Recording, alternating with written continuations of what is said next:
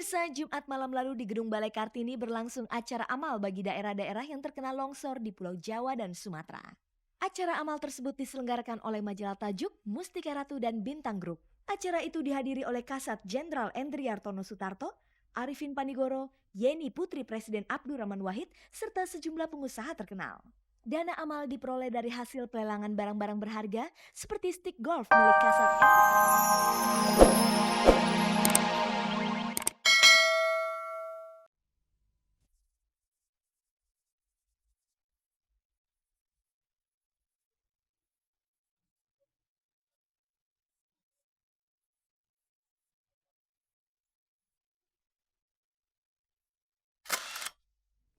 Assalamualaikum warahmatullahi wabarakatuh. Salam sejahtera pemirsa dan selamat menunaikan ibadah puasa bagi Anda yang menjalankannya.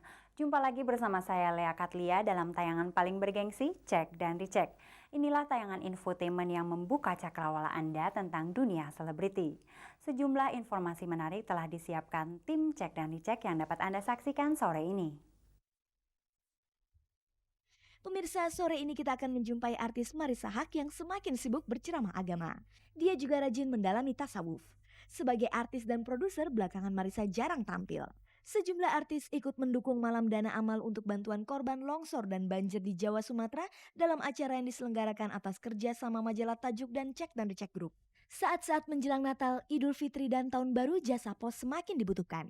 Kita akan jumpai sejumlah artis dan hubungan mereka dengan jasa pos tersebut. Sejumlah kilasan informasi terbaru seputar peristiwa di dunia selebriti kita simak dalam Galeri Selebriti.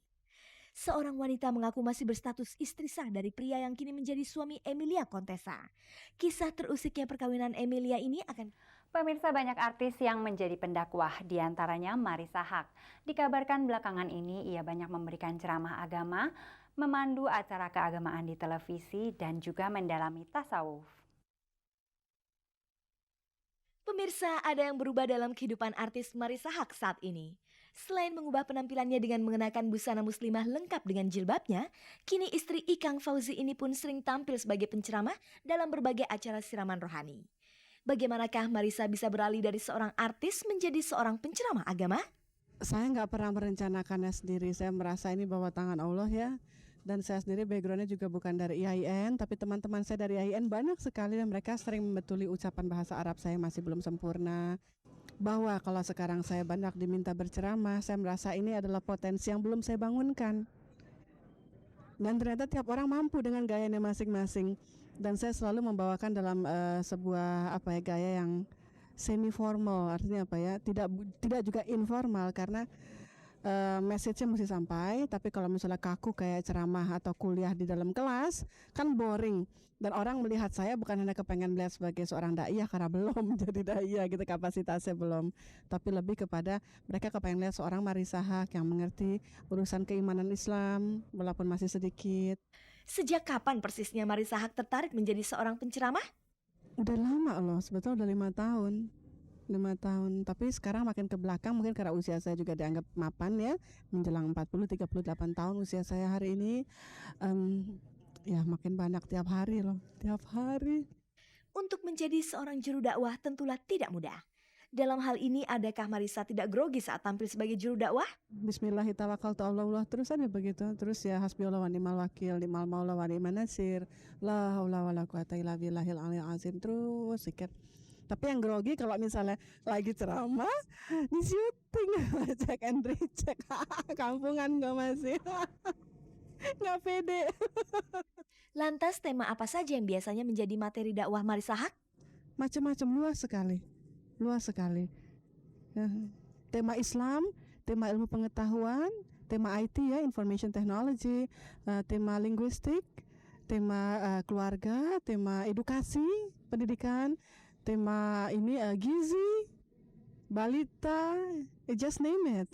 Semuanya. Dan aku suka baca, aku punya ribuan buku di libraryku, jadi mungkin itu yang menjadi sumber. Tentu ada bedanya saat bekerja sebagai artis dibanding sebagai penceramah. Oh ya, itu pasti. Karena itu nuans ya, nuans itu dalam bahasa Indonesia adalah nuansa. Ya, lebih kaya. Susah diceritain banyak, nggak cukup, nanti kamu isinya aku semua.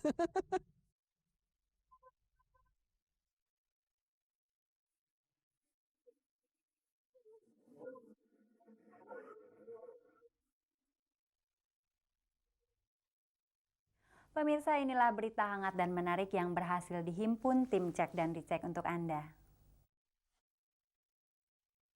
Pemirsa, Jumat malam lalu di Gedung Balai Kartini berlangsung acara amal bagi daerah-daerah yang terkena longsor di Pulau Jawa dan Sumatera.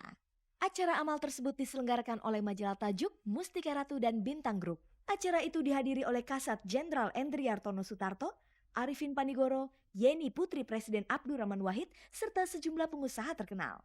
Dana amal diperoleh dari hasil pelelangan barang-barang berharga seperti stick golf milik Kasat Endriartono Sutarto, baju batik milik Gus Dur rancangan Aji Notonegoro, 4 buah lukisan milik istri Kasat, serta 2 buah paket barang-barang milik keluarga Presiden. Yeni Putri Gus Dur juga menyumbangkan barang miliknya. Berikut kita simak keterangan Yeni tentang keikutsertaannya dalam acara amal itu. Ada suatu misi sosial yang akan diadakan malam ini. Kebetulan kami sekeluarga dididik dengan dalam kerangka yang sama, kerangka berpikir yang sama, bahwa kalau ada saudara-saudara yang membutuhkan, maka kita harus siap mengulurkan tangan. Jenis barang apakah yang disumbang Yeni dalam acara amal tersebut? Yang saya pilih itu memang barang-barang yang nggak akan ada di Indonesia, karena itu semua kenang-kenangan dari beberapa perjalanan ke luar negeri. Memang sayang untuk diberikan, tapi untuk maksud yang lebih, tujuan yang lebih mulia nggak apa-apa. Barang-barang koleksi Yeni itu seluruhnya terlelang sejumlah 370 juta rupiah. Apakah menurut Yeni nilai itu sesuai dengan barang miliknya? Kalau saya menilai harganya bisa jauh lebih mahal dari itu ya, karena itu kayak Al-Qurannya sendiri, itu nggak bakal bisa dibeli di sini karena itu ada terjemahan tafsirnya dari bukan tafsir bahasa Indonesia, tafsir Al-Arab juga. Nah itu kalau ada mahasiswa atau murid-murid pesantren yang bisa dapat kopi semacam itu, mereka akan sangat bahagia luar biasa pasti itu jadi begitu berharganya kopi Quran itu.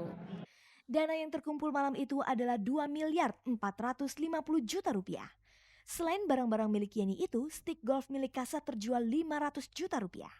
Dana tersebut seluruhnya akan disumbangkan bagi daerah-daerah longsor di Jawa dan Sumatera.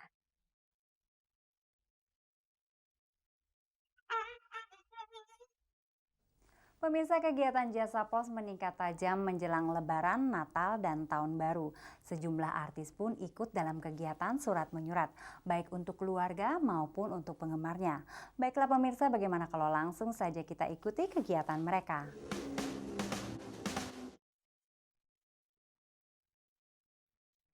Pemirsa, saat Natal, Idul Fitri, dan Tahun Baru menjadi saat-saat sibuk untuk saling mengirimkan ucapan selamat kepada keluarga, teman, dan kerabat lainnya. Hal serupa juga dialami oleh sejumlah selebriti yang sibuk mengirimkan ucapannya kepada orang-orang yang dianggap penting untuk diberi ucapan. Selain memanfaatkan jasa komunikasi secara langsung lewat telepon, ada kalanya mereka juga menggunakan pengiriman surat atau barang lewat jasa pos. Kalau sering enggak ya, cuma pernah ya, itu pun untuk teman keluarga yang jauh. Kalau yang dekat, alhamdulillah sih masih bisa didatengin. Saya pernah mempergunakan jasa pos, tentunya sering banget. Yang pasti kalau memang kirim paket atau surat atau kartu lebaran atau apa kayak gitu ya. Kalau sampai sekarang nggak nyampe, mungkin saya cuma dengar-dengar dari ya ada beberapa teman atau saudara yang kok nggak nyampe sih, kayak ada yang komplain kayak gitu. Tapi ya alhamdulillah kalau saya belum pernah kejadian seperti itu. Cuman kalau terlambat agak-agak beberapa kali. Sejak majunya teknologi komunikasi, banyak orang lebih senang menggunakan komunikasi secara langsung daripada melalui surat menyurat. Lalu bagaimana dengan mereka sendiri? Kalau misalnya di daerah, misalnya yang nggak ada telepon kan, bisa sampai ya ucapan selamat itu melalui kartu pos atau surat. Aku lebih pakai jasa pos gitu, maksudnya lebih banyak sih kayak titipan kilat gitu. Aku sih ya sangat berharga lah ya kalau untuk urusan kantor gitu, dan untuk fans itu berharga. Tapi kalau saudara kayaknya lebih banyak lewat telepon karena ngomong langsung gitu. Jarang ya surat kita kasih via pos, karena ya selain komunikasi gampang via handphone atau enggak kalau kita mengirim surat pasti kita langsung titip sama temen gitu ya. Pada Natal, Lebaran, atau Tahun Baru, apakah para artis ini secara rutin berkirim kartu ucapan selamat? Kalau balas surat atau enggak kirim kartu lebaran ya. Kalau kirim kartu lebaran tuh sebetulnya dulu saya lebih rajin lagi. Dulu rajin banget bikin sendiri. Kalau udah masuk bulan puasa tuh saya bikin sendiri, desain sendiri dari SMA tuh saya udah gitu. Bikin sendiri kartu lebaran karena yang saya pikir yang saya kirim tuh saya pikir banyak banget gitu. Di atas 30 tuh saya pikir banyak ya. Jadi saya bikin untuk ngirit biaya dulu kayak gitu. Terus sampai ke amplop-amplopnya saya bikin sendiri. Itu saya kirim-kirimin. Padahal itu teman sekolah, teman sebangku, teman sekelas kayak kayak gitu. Itu udah kebiasaan saya gitu. Rutin ya, itu tadi untuk orang-orang yang jauh saja gitu ya.